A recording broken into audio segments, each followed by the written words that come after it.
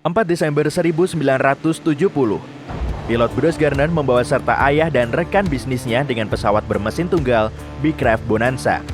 Mereka lepas landas dari Pulau Andros di Bahama menuju pesisir Florida di barat laut dan pastinya melintasi segitiga Bermuda yang terkenal itu.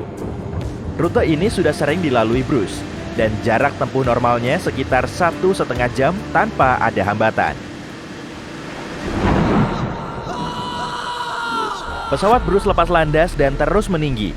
Hal aneh pun mulai terjadi. Di atas pesawat terlihat awan kecil dan makin lama makin besar. Bukan karena pesawatnya yang terus mendekat, tapi memang ukurannya terus membesar. Bruce harus menerobos awan ini agar bisa keluar dari kungkungannya. Saat pesawatnya makin tinggi, awan misterius lain juga muncul.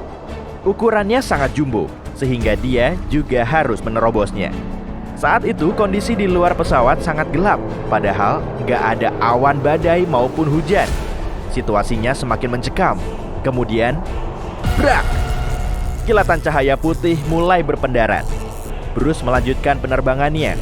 Hingga 30 menit kemudian, terlihat lagi awan yang sama saat pesawatnya mulai naik. Tapi kali ini bentuknya silinder. Jadi pesawatnya perlu melewati pusat awan yang lebar dan tanpa ujung.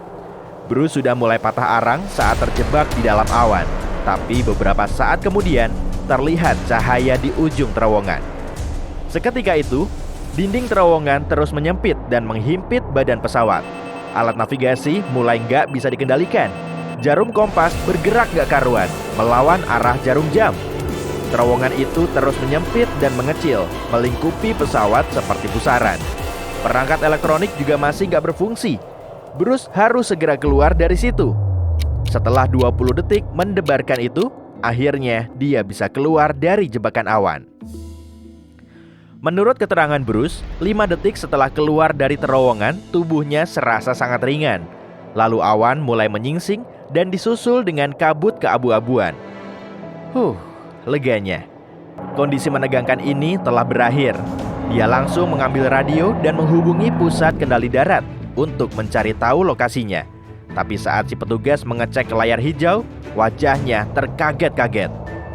Pesawat Bruce nggak terdeteksi radar, seolah-olah telah hilang tanpa jejak.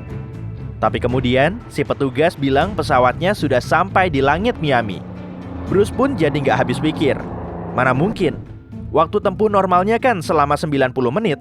Bisa-bisanya baru 47 menit kok sudah sampai tujuan.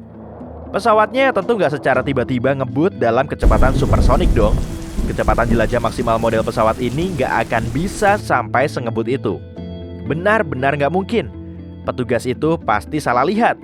Tapi saat langitnya cerah, Bruce bisa tahu kalau dia memang sudah sampai di Miami.